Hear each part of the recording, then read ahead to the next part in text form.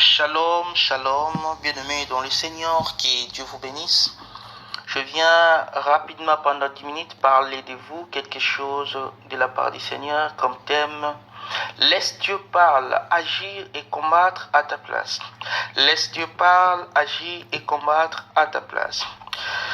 J'ai pris une histoire dans la Bible, dans le livre d'Esther. Esther chapitre 5, Esther chapitre 6, dans le livre d'Esther, même Esther, à partir du chapitre 1, l'histoire juste de Aman et Mardoché. Bien-aimé dans le Seigneur, Aman, c'est un gouverneur, il travaillait à l'administration avec le roi. Mardoché, c'est l'oncle d'Esther, la reine. Mardoché, il travaillait à la porte du roi. Si on voit quelqu'un qui travaille à la porte du roi, c'est quelqu'un qui n'a pas de poste prestigieux. C'est-à-dire, on peut dire que c'est sentinelle ou sécurité. Et il était là juste pour ouvrir la porte et fermer la porte. Et du coup, Aman, quand il rentrait, il voulait que tout le monde prosterne devant lui. Et il voyait que non, Mardoché ne prosternait pas. Et il appelait Mardoché, et Mardoché était clair avec lui pour lui dire, moi je suis un hébreu, je suis croyant. Je vous respecte en tant que mon chef. Mais je ne peux pas prosterner devant un homme, je prosterne que devant Dieu. Et Aman n'était pas content de ça. Il commençait à chercher comment détruire Mardoché et son peuple. Et Aman a cherché, créer des lois. La Bible me dit qu'Aman a s'est préparé avec les magiciens, les sorciers pendant plusieurs mois pour que les lois-là, le roi puisse accepter. Et c'est-à-dire pour envoûter le roi. Et le roi accepte la loi de périr tous les Hébreux. Et quand Mardoché a écouté cela, la loi a été distribuée partout dans la ville, partout dans toutes les villes. Et Mardoché a fait quoi? Mardoché a appelé les Hébreux, pas pour aller se revendiquer, pas pour aller combattre, pas pour aller faire la guerre avec Aman et ses amis, mais pour aller prier. La Bible dit Mardoché a porté des sacs, Mardoché est entré dans la prière. Bien-aimés, quand nous sommes les enfants de Dieu, quand nous sommes attaqués, quand il y a des combats contre nous, nous ne sommes pas appelés d'aller se venger, nous ne sommes pas appelés à créer des guerres physiques, mais le combat est spirituel. Nous sommes appelés d'entrer dans la prière. Mardoché a envoyé des gens pour aller parler à Esther, pour dire à Esther, voilà, toi tu dors là-bas, regarde, les lois est publiée, nous serons périr bientôt là. Fais quelque chose, allez voir le roi. Esther savait aussi, la loi, ce n'est pas son temps d'aller voir le roi. Mais Esther a fait quoi? Oh non, si j'attends mon heure, ces lois seront exécutées, alors il faut que je viole la loi.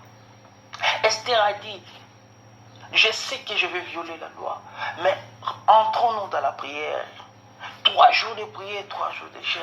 C'est l'exemple bien aimé pour nous. Quand il y a des combats, quand il y a des problèmes, quand on sent que nous sommes combattus, bien aimé, même si le sorcier-là est dans ta maison, ne cherchez pas la justice toi-même, commencez à dire n'importe quoi, commencez à les taper, commencez à l'appeler, c'est toi les sorciers. Ça ne sert à rien, bien aimé. Ça, tu cherches ta justice, mais toi, entre dans la prière. Si tu pries, bien aimé, il va fuir lui-même. Si tu pries, bien aimé, Dieu te donnera la victoire. Et le roi, pendant qu'il priait, le roi n'a pas, la Bible dit, le roi n'a pas dormi. Dieu a enlevé le sommeil. Le roi s'est levé la nuit, il était troublé pour aller voir les livres de souvenirs. Et il a vu que quelqu'un m'a fait du bien, mais je n'ai rien récompensé. Il est toujours à la porte là-bas. C'était qui? C'était Mardoché. Et du coup, le matin, Aman vient. Le roi appelait Aman. Aman est venu. Le roi demanda à Aman, qu'est-ce que je peux faire à la personne qui m'a sauvé la vie? Aman savait que c'était lui. Il commençait à dire, il faut l'honorer, il faut le présenter sur toute la ville, il faut comme ça, comme ça, comme ça. Et le roi a dit, c'est Mardoché. Fais ce que tu dis. C'est lui qui voyait qu'il est grand. C'est lui qui cherchait à faire disparaître Mardochée. Mais c'est lui-même qui commençait à marcher avec Mardochée. Mardochée sur un cheval. Et il lui commençait à crier toute la ville. Voici l'homme que le roi a honoré. Voici l'homme qu'il est célébré. Et enfin, il était rentré à... Bon, il était rentré chez lui avec la honte. Bien-aimé, Dieu te donnera la victoire dans tes combats. Dieu te donnera la victoire dans tes combats. Si réellement tu es bien avec lui, bien-aimé, ne cherche pas la vengeance. Toi, prie. Dieu dit quoi? Garde silence. Moi-même, je combattrai pour vous, bien-aimé.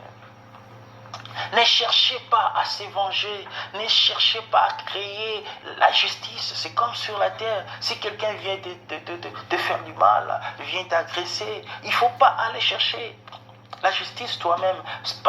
Parce que ça peut tourner sur toi-même. Il faut aller porter la plainte. Et les hommes qu'il faut, c'est eux qui vont retrancher. C'est eux qui vont punir la personne. C'est pareil dans le monde spirituel. Quand tu sens que les gens te combattent, quand tu sais que tu es vraiment attaqué, toi entre dans la prière. Prie, bien-aimé. Dieu, il est le juste juge.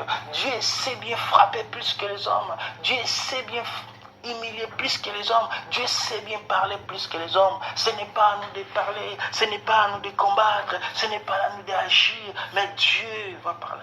Gardez silence, moi-même je combattrai pour vous. Le peuple d'Israël, il voyait derrière lui Pharaon et l'armée de Pharaon, l'égyptienne, et devant c'était la mer rouge. Il commence à crier, il commence à chercher à se défendre. Dieu voit, Moïse attaque un homme spirituel et prie. Et Dieu a dit à Moïse, dis à ton peuple qu'il garde silence. Moi-même je combattrai pour vous. Souvent les combats que nous voyons, c'est pour nous amener à la destinée, c'est pour nous amener à l'accomplissement de nos promesses. S'il n'y a pas de combat, il n'y a pas de victoire.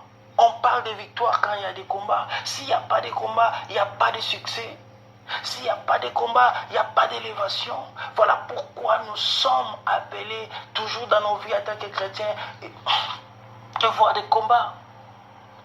Mais ce n'est pas nous qui combattons. C'est Dieu qui combat à nos places. Bien-aimé, ça ne sert à rien d'agir. Ça ne sert à rien de parler. Ça ne sert à rien de chercher la justice. Mais prie, bien-aimé. Dieu a divisé la mer rouge. Et le peuple d'Israël, Moïse est passé dans l'autre côté. Pharaon a été humilié avec son armée dans la mer pour montrer la puissance de Dieu, bien-aimé. Quand tu pries, tu donnes ta confiance à Dieu, tu dis Seigneur, agis à ma place. Quand tu pries, tu donnes la confiance à Dieu, tu dis Seigneur, combat à ma place. Car Dieu ne peut pas échouer. Il est Dieu puissant. Il a vaincu le diable sur la croix. Il a vaincu le sorcier sur la croix. Il a vaincu le marabout sur la croix. Qui peut vaincre notre Dieu? S'il n'y a personne, sache-le que les combats que tu vois là, Dieu est capable de régler ça dans secondes. Alors, bien-aimé, entre dans la prière. Arrange ta vie avec Dieu.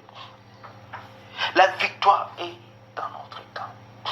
Tu seras victorieux si tu laisses Dieu agir à ta place. Tu seras victorieux si tu laisses Dieu combattre à ta place. Tu seras victorieux si tu laisses Dieu parler à ta place. Dieu parle bien que les hommes. Dieu agit bien que les hommes. Dieu combat bien que les hommes. Voilà pourquoi je te dis.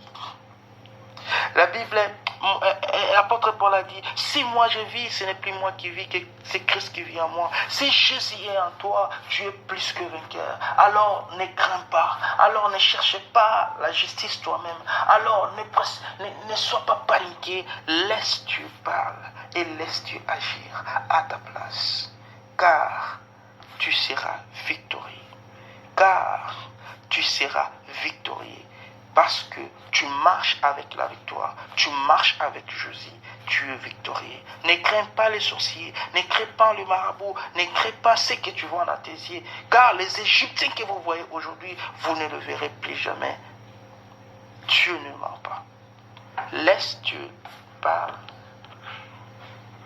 agir et combattre à ta place. Que Dieu vous bénisse.